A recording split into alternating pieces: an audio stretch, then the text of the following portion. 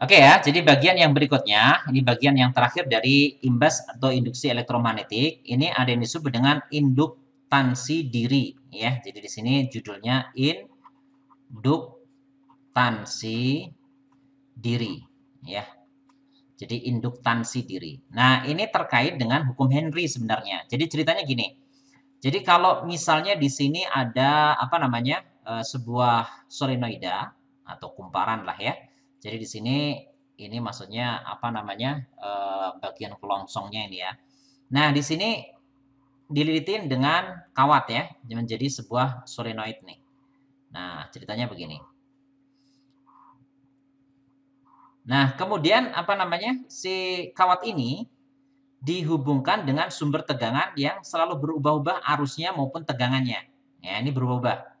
Jadi ini tegangan yang selalu berubah-ubah sehingga menghasilkan arus pun berubah-ubah ya. Baik nilainya maupun besarnya. Jadi nggak Bapak kasih arah nih ya. Jadi I-nya juga berubah-ubah tentu saja. Ya, jadi dia bisa apa namanya? Di sini bergerak ke kanan, boleh ke kiri boleh karena berubah-ubah nih. Namanya juga arus bolak-balik. Nah, nanti apa yang terjadi? Nah, nanti karena arusnya itu berubah-ubah, ya, arusnya berubah-ubah. Nah, nanti di ujung-ujung ini, ya, di ujung-ujung apa namanya? Kumparan ini ternyata muncul beda potensial. Ya, karena ketika arus itu berubah, maka B yang ada di dalam kumparan itu kan berubah ya. Kita kan udah belajar gini nih. Kita waktu itu waktu belajar medan magnet, kita sudah belajar medan magnet yang ada di dalam kumparan, di dalam solenoid. Udah pernah kan ya kita belajar itu ya. Jadi kalau kalian masih ingat ya. Jadi kalau misalnya di sini ada solenoid kan ya. Nah, ini dilalui ini solenoidanya Bapak gambarkan dulu. Jadi misalnya seperti ini. Nah, kemudian si solenoid ini dilalui arus I, gitu kan ya. Panjang solenoida ini misalnya L, ya panjangnya L. Kalian masih ingat kan? Jadi medan magnet yang ada di dalam kumparan ini, ya. Jadi kalau misalnya arah arusnya seperti itu ya. Jadi arah arusnya seperti ini. Nanti kan ujung sebelah kiri menjadi kutub utara. Jadi nanti ini akan muncul medan magnet seperti ini. Ini keluar, di sini masuk ya. Nah, jadi seperti ini kira-kira ya. Nah, ini jadi magnet gitulah ya. Jadi nanti ini ya ada yang ke sini ya. Nah, ada yang ke sana kembali gitu ya. Nah, ini juga sama ya. Jadi nanti ke sana, nah nanti masuk sini ya. Nah, jadi kayak magnet gitu ya. Jadi salah nih arahnya. Jadi di sini nanti arahnya ke sana ya, di sini masuk gitu ya. Jadi ini kutub apa namanya? Selatan ya. Jadi di sini kutub selatan, di sini kutub utara kan gitu ya. Nah, ini kan ada B-nya ya. Jadi ada B nih ya, yang Bapak gambarkan dengan warna hijau. Nah, masih ingat kan ya? Jadi medan magnet yang ada di dalam kumparan ini itu kan nilainya tergantung arus. Masih ingat?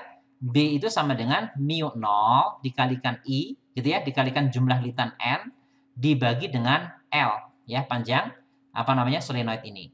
Nah, jadi jelas di sini kalau misalnya arusnya itu berubah, ini kan arusnya berubah ya, tentu saja B-nya pasti berubah. Ya, jadi B yang apa terjadi di dalam kumparan ini berubah. Nah, ketika B-nya berubah, maka fluksnya berubah. Kalian masih ingat kan flux itu waktu awal-awal kita belajar induksi magnetik? Flux magnetik itu sama dengan B dikalikan dengan A dikalikan dengan cos theta. Ya, theta itu sudut antara B dengan A ya. A-nya diwakili dengan vektor normal. Anggaplah tetanya 0 misalnya. Cos 0 itu kan 1 kan ya. Jadi kalau ini misalnya kita anggap apa namanya nilainya 1 misalnya ya, maka kan di sini B-nya berubah, otomatis fluksnya berubah. Nah, ketika flux itu berubah, menurut hukum Faraday yang sudah kita pelajari, muncul GGL kan? Jadi GGL-nya bisa kita tuliskan apa? Nah, ini bisa dinyatakan dengan N gitu ya. Jadi delta flux ya dibagi dengan delta T. Bisa juga sih dinyatakan dengan N. Kalau delta T-nya ini sangat singkat ya jadi D flux dibagi dengan DT gitu ya. Jadi muncul GGL ketika B-nya berubah. Jadi fluxnya berubah. Flux berubah muncul induksi, muncul GGL induksi atau GGL imbas. Nah, jadi ceritanya begitu. Jadi ceritanya I di sini itu berubah-ubah. Nah, sehingga nanti di sini muncul GGL induksi gitu ya, GGL imbas. Nah, nanti ternyata bisa juga dituliskan. Nah, hukum Henry itu menyatakan begini, ternyata GGL induksi yang muncul itu berbanding lurus dengan perubahan arus. Jadi kalau arusnya ini berubah sangat cepat, ya nanti GGL induksi yang dihasilkan juga cepat. Nah, GGL induksi ini disebut dengan induksi diri. Jadi GGL induksi diri. Kenapa begitu? Karena ini kan menginduksi dirinya sendiri kan ya. Jadi di sini arusnya berubah. Kemudian medan magnet di dalam kumparan ini berubah. Ini kan si medan magnet ini kan muncul dari arus itu sendiri.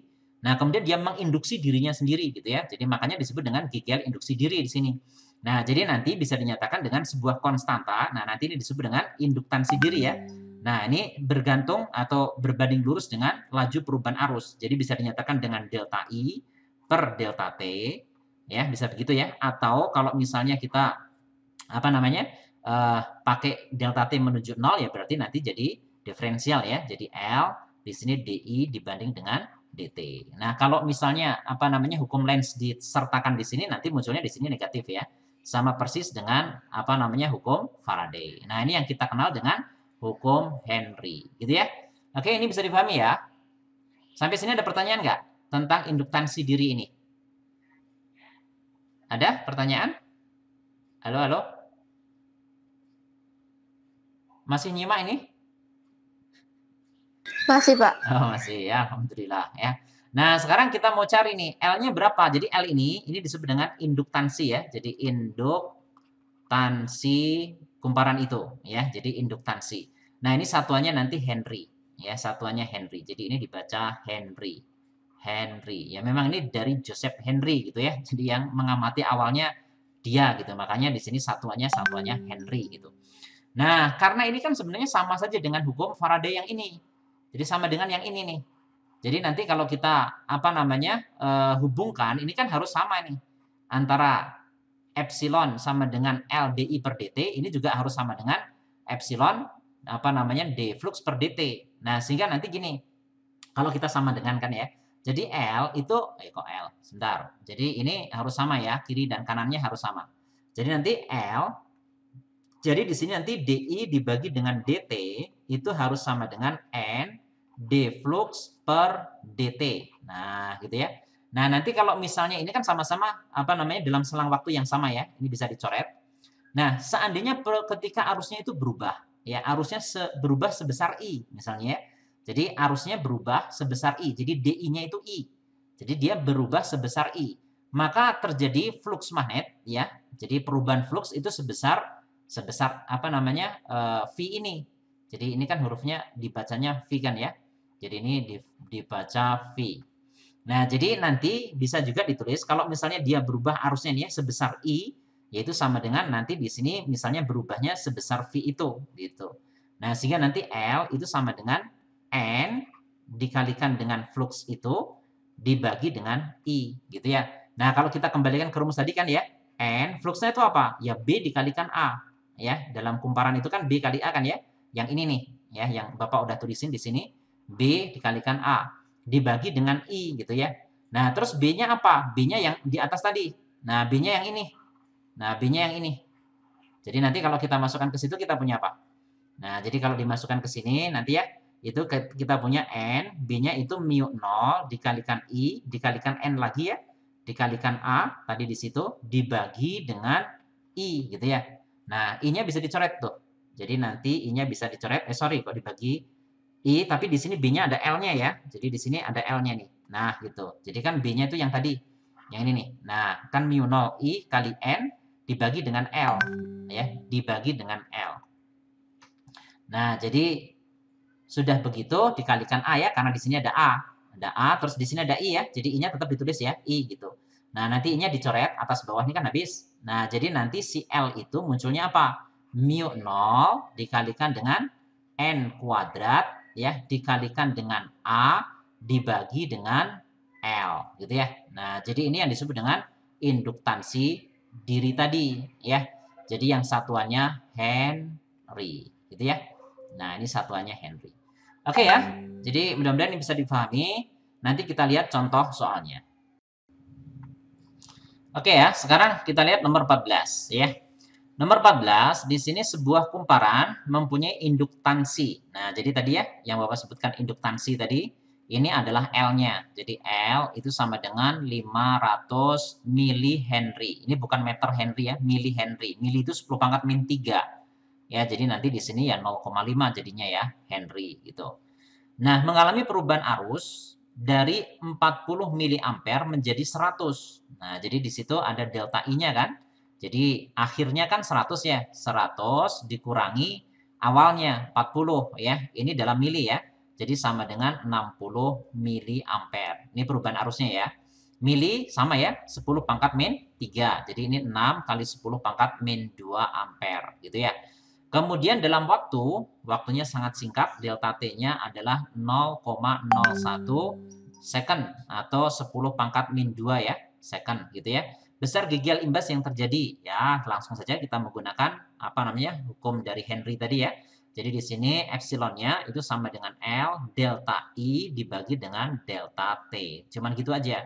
Jadi nanti 0,5 dikalikan dengan delta I ya. Jadi delta I nanti di sini sama dengan 6 kali 10 pangkat min 2 dibagi delta T-nya sama ya, 10 pangkat min 2 juga. Jadi nanti kalian dicoret aja.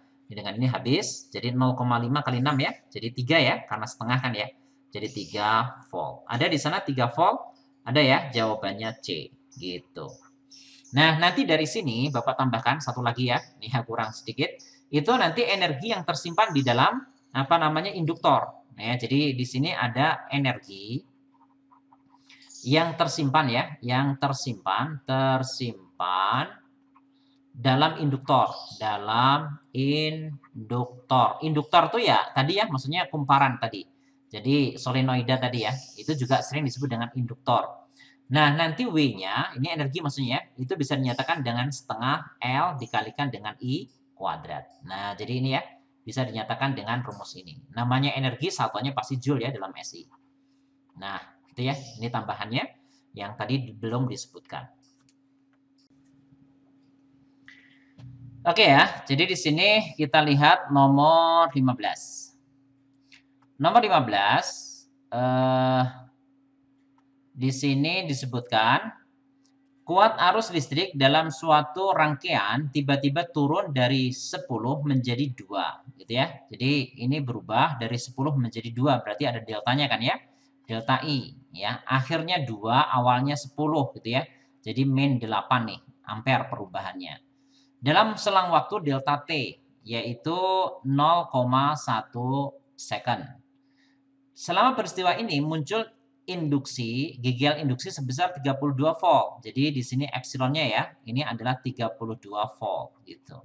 Pertanyaannya adalah apa induktansi rangkaian ini berapa gitu ya.